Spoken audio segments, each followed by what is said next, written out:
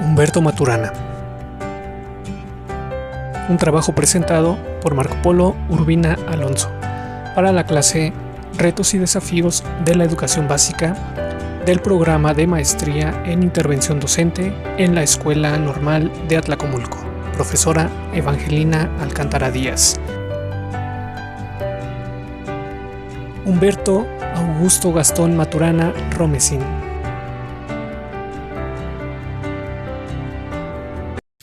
Nació en Chile en el año de 1928 y pereció en 2021. Desde su infancia, su madre lo guió y entre las cosas transmitidas le enseñó a lavar, cocinar y tejer, actividades consideradas en su tiempo exclusivas para mujeres. Otro aspecto que marcó su vida fue acompañar a su madre a lugares de pobreza extrema. Hacia los 12 años enfermó de tuberculosis pulmonar y mientras se recuperaba dedicó su tiempo a leer, algo que tenía prohibido en su recuperación. En 1954 estudió anatomía en el University College de Londres. Hacia 1958 obtuvo el doctorado en biología en la Universidad de Harvard en Estados Unidos.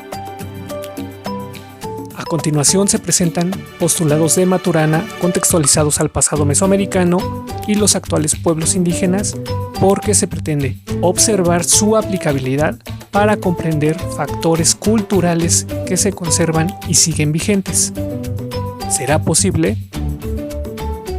Maturana, para 1968, había comprendido que los fenómenos asociados a la percepción se entendían solo si se entendía el operar del sistema nervioso como una red circular cerrada de correlaciones internas y simultáneamente entendía que la organización del ser vivo se explicaba a sí misma al verla como un operar circular cerrado de producción de componentes que producían la misma red de relaciones de componentes que los generaba, teoría que posteriormente denominó autopoiesis.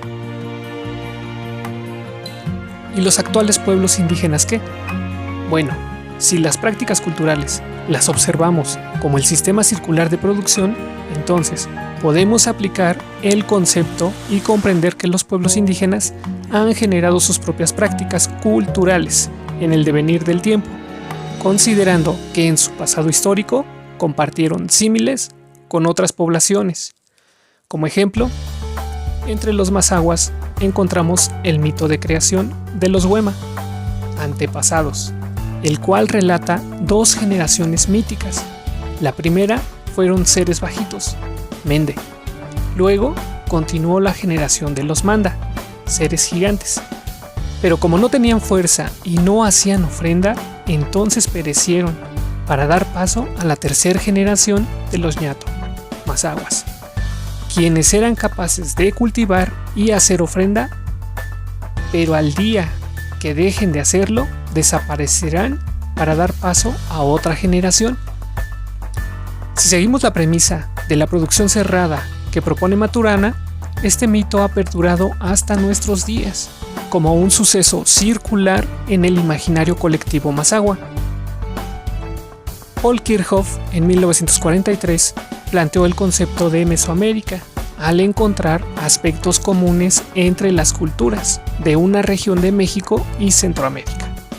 Cada una de ellas deformaba y adaptaba sus prácticas culturales. Entendiendo esto, es posible observar las actuales prácticas de los pueblos indígenas y comprender que en su estructura social realizan la producción constante, motivando la interrelación entre individuos, como lo propone Maturana, perdurando hasta la contemporaneidad, claro, con sus adecuaciones, producto del contacto entre culturas. Un ejemplo, lo observamos en el desarrollo técnico del telar de cintura, una técnica común en Mesoamérica.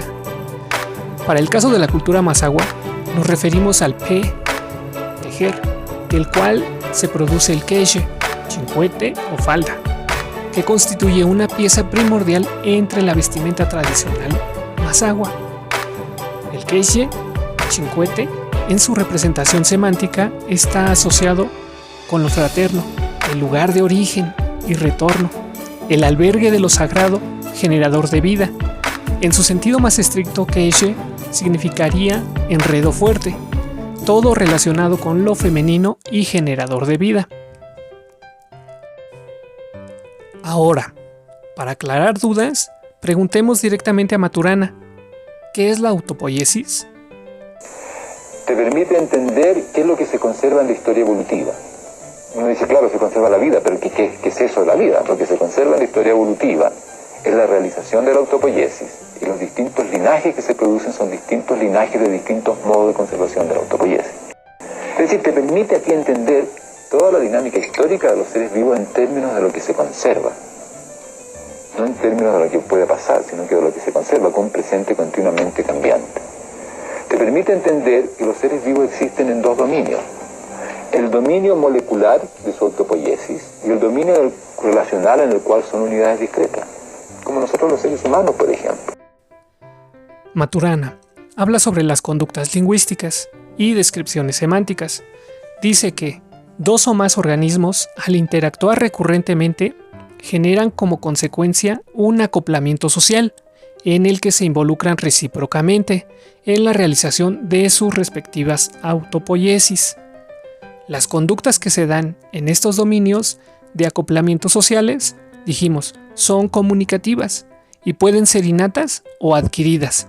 Ahora bien, para nosotros como observadores, el establecimiento ontogénico de un dominio de conductas comunicativas puede ser descrito como el establecimiento de un dominio de conductas coordinadas, asociables a términos semánticos.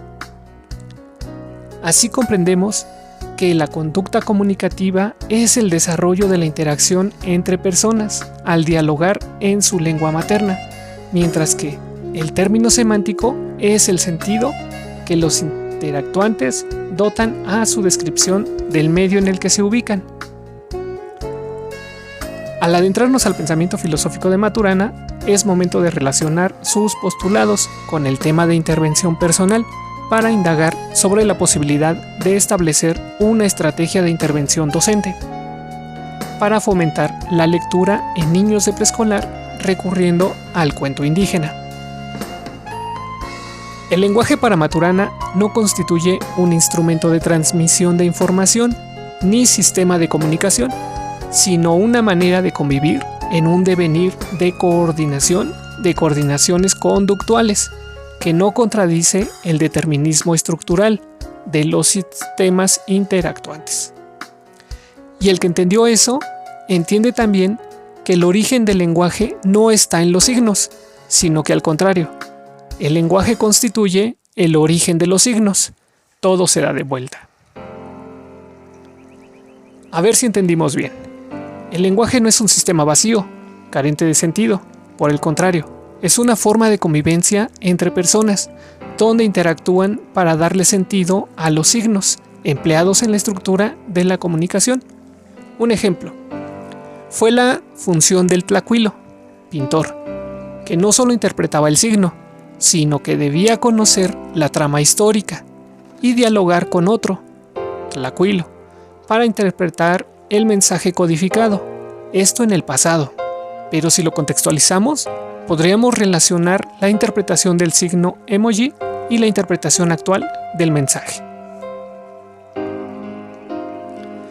Como lo escribe Maturana, para nuestro propósito podemos identificar la característica clave del lenguaje, que modifica de manera tan radical los dominios conductuales humanos, haciendo posibles nuevos fenómenos como la reflexión y la conciencia. Esta característica es que el lenguaje permite al que opera en él describirse a sí mismo y a su circunstancia. Entonces, ¿qué pasa con la lectura?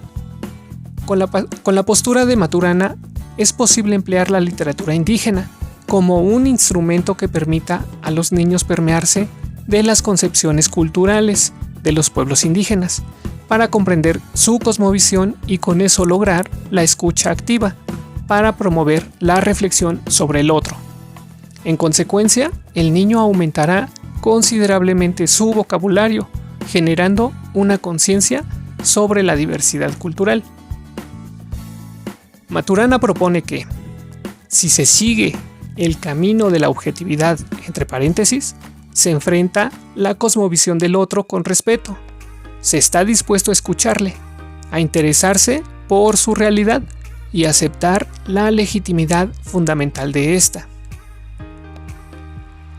En este sentido, aplicando el concepto de Maturana acerca de que lo importante es lo que se conserva, porque en ello radica la reproducción de las prácticas, entonces encuentra sentido lo propuesto por Alfredo López Austin, al referir la cosmovisión mesoamericana como un conjunto estructurado de procesos sociales, creencias, prácticas, valores y representaciones que se van transformando a lo largo de los siglos y que constituyen su núcleo duro, muy resistentes al cambio histórico. Bien, finalmente preguntemos a Maturana, ¿qué sucede con la comprensión lectora? Entonces el contenido de un libro no está en la lectura, está en la reflexión. Pero para poder reflexionar necesita un adulto, una persona mayor que te converse, con el cual conversa y explica, contesta las preguntas que para los niños son muy importantes, que tienen que ver con la relación siempre. Digamos, uno aprende a leer no leyendo, sino que conversando con un mayor sobre lo que lee. Y claro, después tú lees y conversas contigo mismo, porque la escritura tiene sentido en el habla, porque las palabras tienen sentido en el habla, y los mundos mágicos, científicos, filosóficos, tecnológicos surgen de lo que uno hace desde el entendimiento en el habla del mundo. Entonces, la escritura es un sustituto evocador del habla, ¿no? Y el habla es un modo de estar en la relación, es un modo de coordinar el sentido, el vivir. El lenguaje es un modo de coordinar los sentires, los haceres y las emociones en la convivencia. Entonces, cuando se dice que los niños no entienden lo que leen, quiere decir que no han conversado nunca sobre lo que leen, no sobre lo que leen, sino que en relación a lo que leen, con los mayores. Ah, ya comprendo. Entonces, si orientamos a los niños hacia una lectura de la literatura indígena, promoveremos en ellos el conocimiento por la diversidad y estaremos formando personas reflexivas, capaces de respetar al otro en un ambiente confortable donde el diálogo lo genere la comprensión lectora, y para lograrlo el adulto debe guiarlo, explicarle, apoyarlo a relacionar lo escrito con el medio, finalmente lograr el desarrollo de la conciencia reflexiva. Por el momento es todo. Espero con agrado sus comentarios y sugerencias.